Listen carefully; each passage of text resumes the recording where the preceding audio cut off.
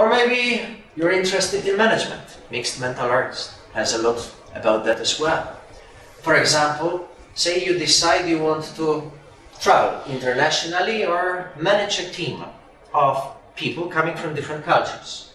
And you take a model and you see how should I communicate with them. You realize that people have different communication styles in different cultures. There's cultures which are emotionally expressive. So when they talk with their hands and they shout and they are very, very exuberant. And there's cultures which are emotionally unexpressive. They don't actually show too much. There's cultures which are very confrontational. There's cultures which avoid conflict. So if you meet someone from Russia, right, and they see you after some time and you gain their weight, the first thing that Sergey will do is to tell you, oh, you're really fat! Of course, you, being American, you might be a little bit offended. Sergey doesn't consider this to be offense. It's authenticity. The best thing, by the way, would be to take a Korean or Japanese and meet them with Sergey. Oh, this would be worth seeing.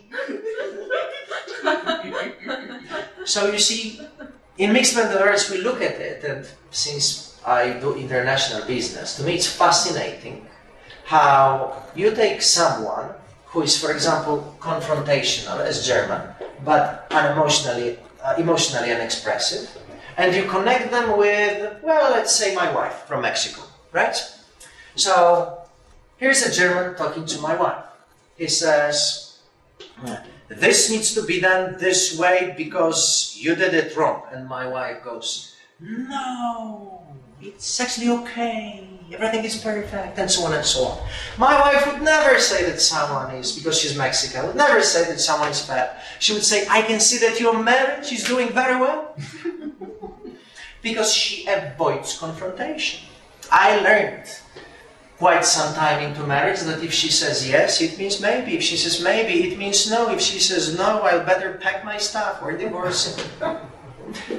Because culturally, we do certain things we're not aware of. How important is that when you have clients from different places? It's fundamental. Because then you decide if they being direct has something to do with you, and instead of feeling insulted or offended, you actually realize that they have a different communication style which has nothing to do with you as a person. You cannot possibly attack a dog for the fact that it barks. Oh, it's a dog. Lots of people do. There you go, right?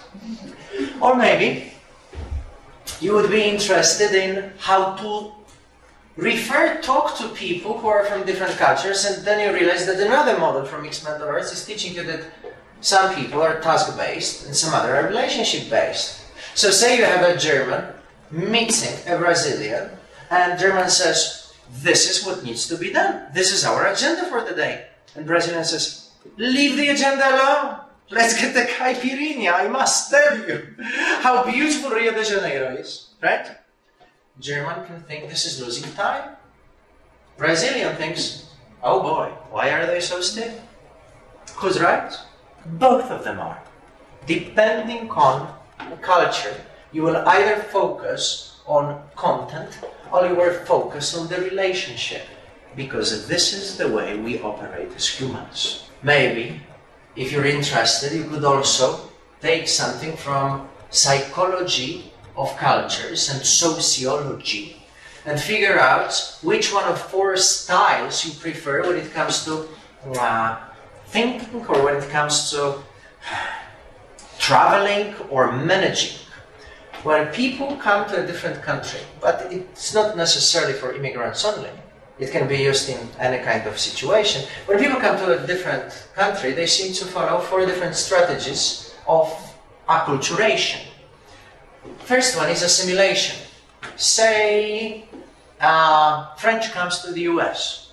Assimilation means that French ceases to be French and becomes American. Takes on what American is like and becomes American.